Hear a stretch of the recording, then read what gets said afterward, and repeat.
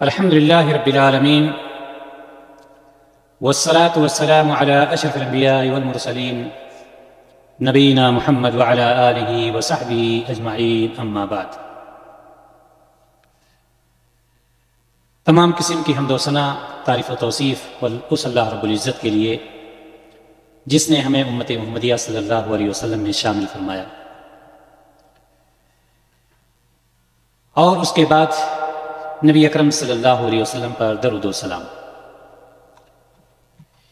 یہ بات کسی سے مخفی نہیں ہے کہ اللہ تبارک و تعالیٰ نے ہمیں اس دنیا میں پیدا فرمایا ہے اور اپنے پیارے رسول جناب محمد رسول اللہ صلی اللہ علیہ وسلم کو نبی بنا کر کے بھیجا، جو آخری نبی ہیں ہماری رشد و ہدایت کے لیے، ہماری رہنمائی کے لیے۔ آپ صلی اللہ علیہ وسلم نے ہمیں اور آپ کو 6 چیزوں پر ایمان لانے کا حکم دیا ہے۔ آج انہیں 6 چیزوں کے بارے میں آپ کے سامنے اختصار کے ساتھ باتیں پیش کی جائیں گی، جن کو ایمان کے ارکان کہتے ہیں۔ جب تک کوئی شخص ایمان نہیں لاتا ہے، اللہ تبارک و تعالیٰ پر لاکھ نیکیاں کرتا رہے، اس کی نیکی قبول نہیں ہو سکتی ہے۔ وہ 6 ارکان جس پر ایمان لانا ضروری ہے، وہ کیا ہے، اسے ہمیں جاننے کی ضرورت ہے۔ پہلی بات آپ یہ جان لیں کہ ایمان 3 چیزوں کا نام ہے۔ ایمان 3 چیزوں کا نام ہے۔ نمبر 1، زبان سے ایمان کے تمام ارکان کا اقرار کرنا، کہ ہم ایمان کے جتنے ارکان ہیں ہر ایک پر ہم زبان سے اقرار کریں، اور ساتھ ہی ساتھ دل سے تمام ارکان کی تصدیق کریں، یہ دوسری چیز ہے۔ اور تیسری چیز عمل بالارکان ہے۔ تیسری چیز عمل بالارکان ہے، یعنی اقرار اور تصدیق کے ساتھ عمل صالح کرنا، یہ چیز بہت ضروری ہے۔ تو ایمان کا مطلب ہے 3 چیزیں، یعنی ایمان 3 چیزوں کا نام ہے، یعنی 3 چیزیں ایمان میں شمار کی جاتی ہیں۔ وہ کیا کیا چیزیں ہیں؟ زبان سے اقرار کرنا، دل سے تصدیق کرنا، اور عمل صالح کرنا۔ یہ چیز ہے ایمان کا مطلب، اور یہ ہے ایمان کا مفہوم۔ ارکان کا مطلب جو ہے ارکان رکن کی جمع ہے، جیسے ارکان ایمان۔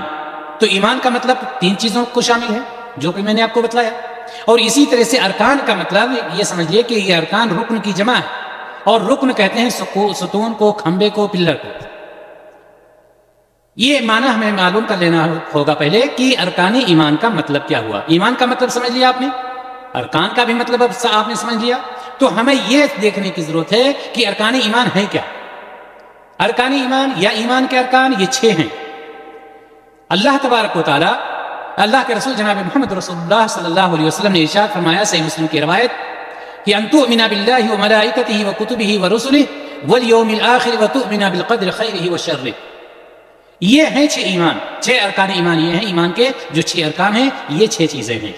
جب تک بندہ ان 6 چیزوں پر ایمان نہیں لاتا ہے، اس وقت تک اس کا ایمان کامل نہیں ہوتا، یا وہ مومن نہیں ہوتا ہے۔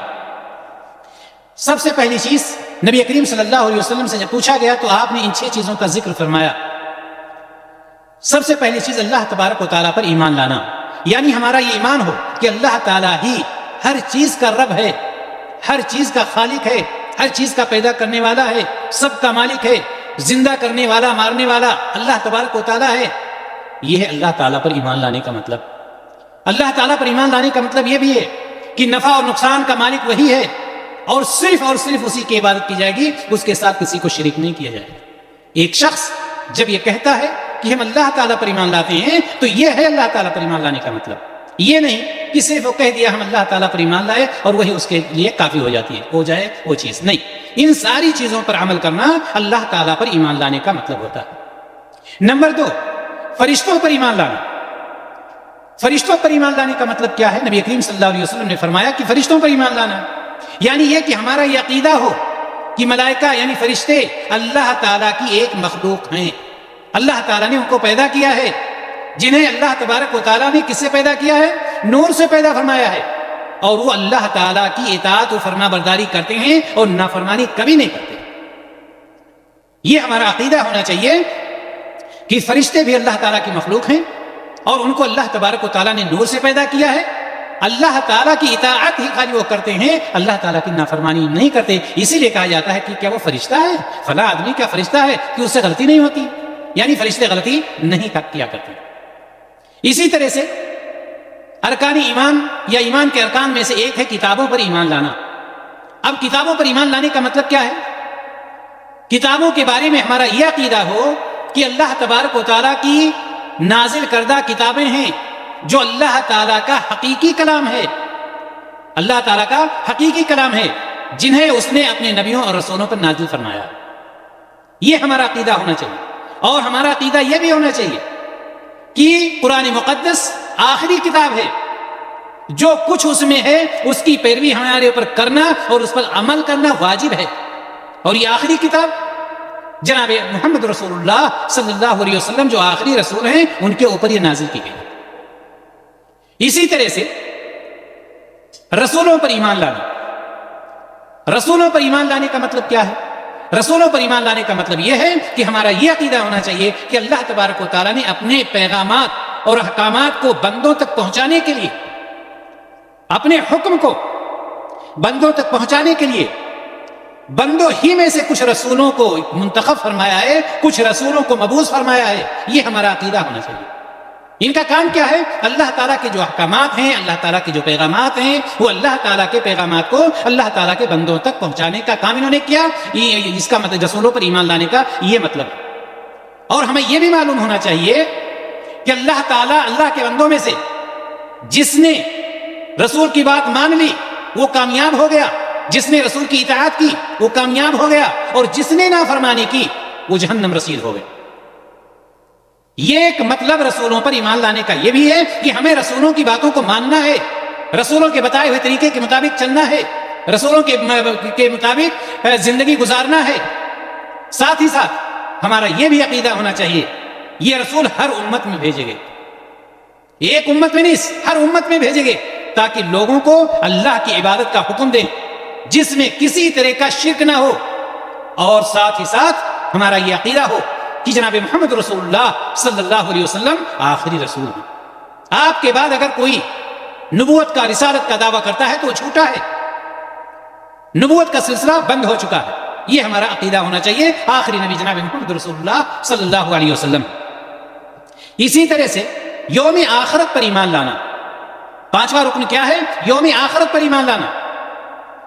کیا مطلب ہے اس کا یوم آخرت پر ایمان لانے کا؟ یعنی مرنے کے بعد جو چیزیں پیش آنے والی ہیں ان پر عقیدہ رکھنا.